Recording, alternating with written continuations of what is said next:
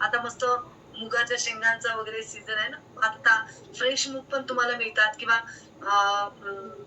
मार्केटमध्ये पण मोड आलेले मूग मिळतात. जी काही मोड आलेली कडधान्य तुम्हाला अवेलेबल होतील, ते तुम्ही रोज आपल्याला मस्त अर्धी वाटी तरी रोज कंपल्सरी खायची आहे जेवणामध्ये. तुम्हाला जर कच्ची खायला आवडत नसेल, त्याला वाफवून घ्या.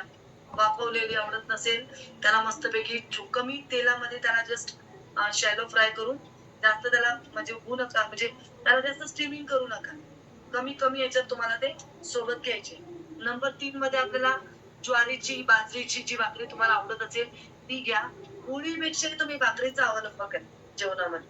कारण की भाकरीमध्ये कॅलरीज पण कमी असतात, फायबर खूप जास्त प्रमाणात असते, पचायला एकदम हलकं असतं. पोट लवकर साफ होईल तुम्ही जर भाकरी खाल. आणि जे तुम्ही रोज पोळीचा इंटेक कराल ना, तर कॅलरीज पण जास्त असणार, फायबर तर त्याच्यामध्ये नसल्यासारखंच आहे आणि पचनासाठी पण जड असतं. पण जर तुम्ही भाकरी खाल, तर तुम्हाला पचायला पण हलकं राहील आणि बघा तुम्ही खूप छान वाटतं भाकरी खाल्ल्यानंतर. त्यानंतर भाकरीसोबत कंपल्सरी 1 चमचा तूप खायचंय. शक्य असेल तर गाईचं तूप घ्या, नसेल तर म्हशीचं असलं तरी चालेल.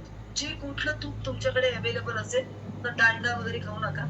आपलं नॉर्मल चांगलं तूपच आपल्याला घ्यायचंय. 1 चमचा कंपल्सरी तूप आपल्याला खायचंच आहे रोज. भाकरीवर घ्या, वरणावर घ्या. तसं खा तरी पण चालेल, ओके. त्यानंतर नंबर 5 ला भाकरीसोबतची वरण भाजी जी तुम्ही करणार भाजी, ती तुम्हाला खायची आहे 4 नंबरला. 5 नंबरला डाळ आणि 6 नंबरला दही. दही खाताना कृपया घरचं खा. आंबट वगैरे दही खाऊ नका. कारण की खूप सारे आपल्याकडे वयस्कर लोकं आहे, मे बी हे पण लोकं असतील दही वगैरे खाल्ल्यामुळे त्यांना इन्फेक्शन होतात, सर्दी होते. अ, असे पण लोकं असतील की आधी असं परंतु थोडंसं घरचं दही का खा, की ते जास्त आंबट नसणार. बाहेरचं तुम्ही पॅकेटवालं दही आहे ना, त्याच्यामध्ये ऑलरेडी शुगर ॲड केलेली असते आणि शुगर आपल्याला माहिती आहे आरोग्यासाठी हानिकारक असते. है ना? त्याच्यामुळे घरचं दही रोज लावा दहीला.